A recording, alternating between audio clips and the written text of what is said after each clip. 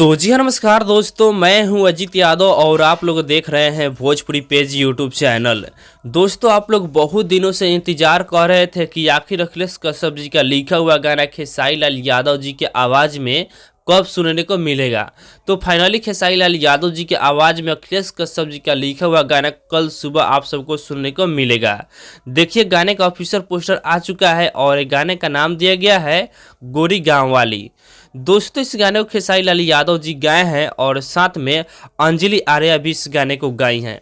और दोस्तों, बता दें कि इस गाने को अखिलेश कश्यप जी लिखे हैं और साथ में दीपक मतलबी जी लिखे हुए हैं, यानी दो राइटर मिलकर इस गाने को लिखे हुए हैं। तो आप लोग समझ सकते हैं कि ये गाना कितना बवाल करेगा।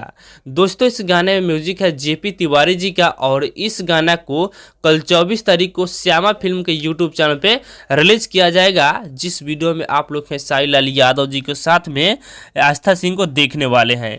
तो आप लोग कल तैयार रहिएगा इस गाने को सुनने के लिए श्यामा फिल्म के यूट्यूब चैनल पे। तो आप लोग कितना ज़्यादा बेकरार है इस गाने को सुनने के लिए कमेंट में ज़रूर बताइएगा। तो बाकी इस वीडियो को यहीं समाप्त करते हैं, फिर मिलते हैं किसी नए अपडेट के साथ। तब तक जय हिंद, जय भोजपुरी।